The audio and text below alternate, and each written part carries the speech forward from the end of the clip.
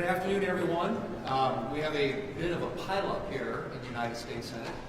We have the Defense Authorization Bill, which we're still trying to get going. We've got a continuing resolution, a disaster supplemental, Water Resources Development Act, and a Social Security bill, all supposedly to be processed by the end of the week. And I just want to make one observation about especially National Defense Authorization Act, which, as I've told you before, has been available literally since June when it came out of the Senate Armed Services Committee, and Senator Schumer and the Democrats had stalled, not put it on the floor, not prioritized our national security.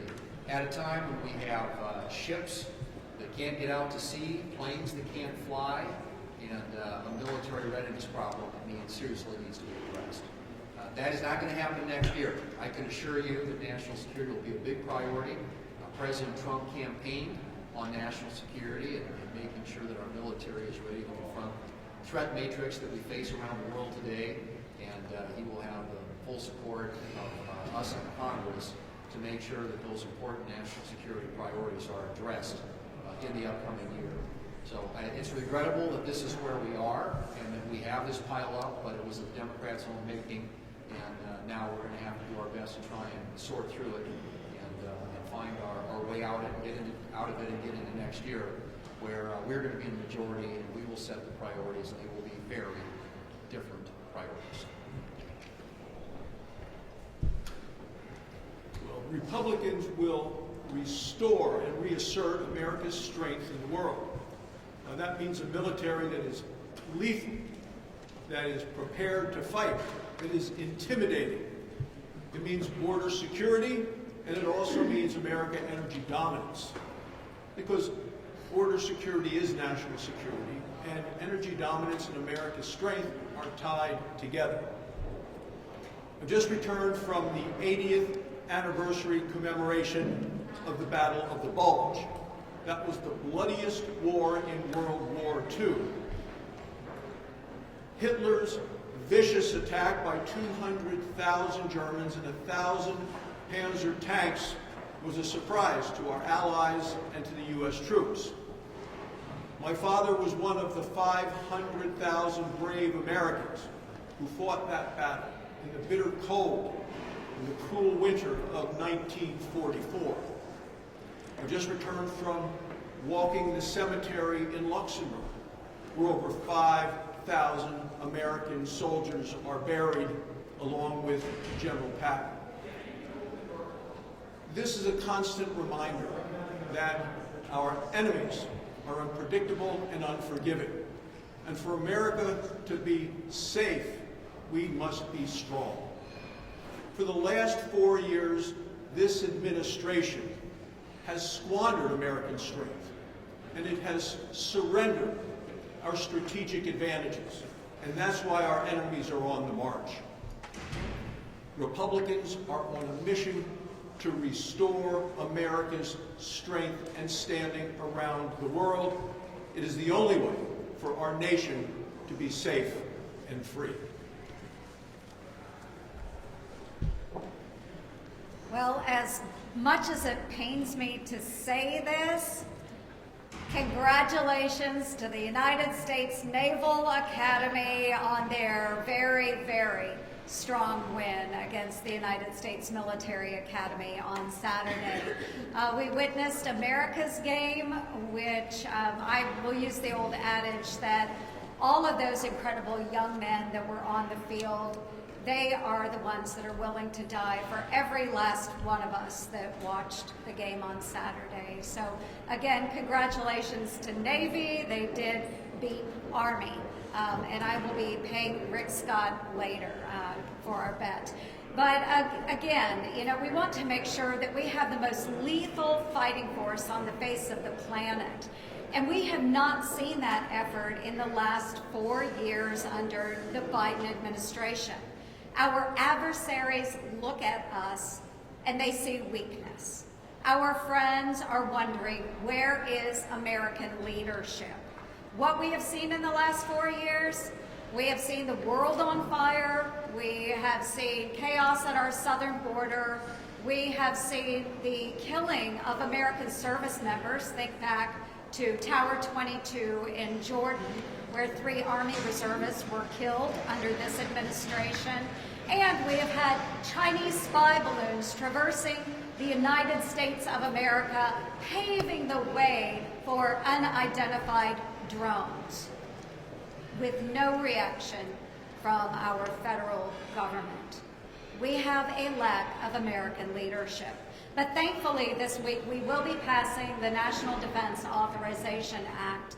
And through that act, again, we will feed the lethality of America's fighting forces. I have focused on traumatic brain injury with our service members and providing safety measures for them. We are strengthening our southern border, and we continue to build upon President Trump's Abraham Accords. So, as we move forward, a good clue and key for our adversaries is President Trump is coming back into office, and there is no doubt that we will once again lead the world with American leadership. Hello to everybody, and John Boone said something that feeds into what I wanted to talk about. He said there's a lot of unfinished business. But apparently, the Biden administration is trying to finish their spending business before the clock ticks off on January the 20th. One EPA official said on their funding strategy that this is like throwing gold bars off the Titanic, or it's an insurance policy against Trump.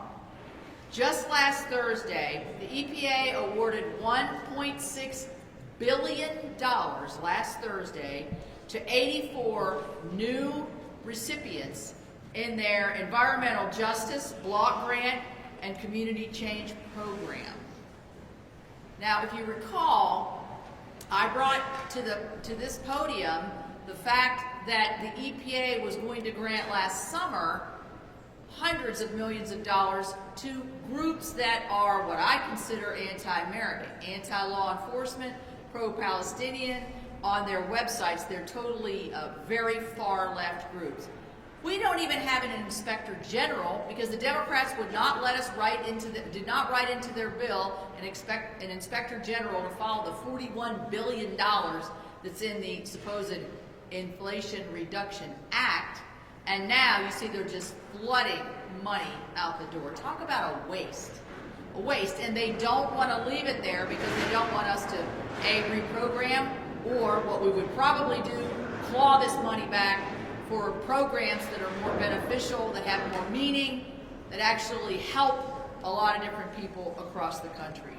So I just recently requested that the EPA give us some transparency, give us a matrix as to how much was spent, who got it, what were the matrix that were used to determine those that are going to supposedly create these climate justice programs here in the 11th hour before the president leaves office. Would you be okay with the HHS? Would you be okay with the HHS secretary who has linked vaccine use to childhood autism? Well, I think all of us are committed to making sure that all these nominees get a fair process. And he'll have an opportunity through the course of his meetings to answer those questions and in front of the committee of jurisdiction. And so those things are all going to be part of the confirmation process, and I would expect the nominee to have answers to those questions. What sort of problems do you anticipate on your side in the next 48, 72 hours in terms of slowing up the CR or any as review the bill, trying to make the bills more clear? Do you expect some people to say, hey, we need to take some time to look at it, we need to take some time on the floor, December? Once it's posted, they've got their rules over there that they have to comply with, and so I'll leave that to them. But obviously, we want to see the posted text, and I think our members it's very hard to gauge reaction of where senators are going to come down until we actually have seen the text. But obviously, as I pointed out, this is a big pileup at the end of the year, largely again attributable to the lack of Democrat action on anything for the last 6 months. Not a single spending bill, National Defense Authorization Act, and so we're dealing with this mess because the Democrats here in the Senate failed to take up what I think are the most basic responsibilities of our government. That's to fund the military and obviously to spend wisely taxpayer dollars. So that's why we are where we are. What that looks like remains to be seen until we actually see real text. And listen to the discussion at lunch today. Do you have a recommendation for your conference about what to do about the Social Security Fairness Act? What about this proposal by Rand Paul to gradually raise the retirement age to offset the cost of this $200 billion package? Well, those ideas with respect to that legislation, there was a lot of conversation around today, as you might expect, and I think in the end it's going to come down to individual members who will make their own decisions about where they want to come down on that. It's a bill that's been put in front of us by the House of Representatives. You know, obviously I'm concerned about the long-term solvency of Social Security, and that's an issue that I think we need to address. How this more immediate issue gets dealt with, we'll have an answer to, I think, hopefully by the end of the day, depending on when we get to vote on the NDAA final passage. That'll be the next vote out, and we'll see where our numbers come down. But we had a very fulsome conversation about that, and that's about all I can tell you about it. Do you think the Trump transition team has done a good enough job meeting with Democrats as part of this process? I think they tried. I think there's been an attempt. I know some of the nominees I've met with, I've asked if there's been outreach to Democrats, and there has been. In some cases, that hasn't been responded to by the Democrats. So I think our nominees, to the best of my knowledge, are doing their best to try and, as they reach out to Republicans, particularly in the relevant committees, also try and make contact with Democrats. But I had a conversation with one earlier this morning who hasn't had any success doing that just yet. So hopefully the Democrats will entertain our nominees and give them an opportunity to make their case and hear them out, and hopefully if they are qualified for the job, to support them at the end. Thank you.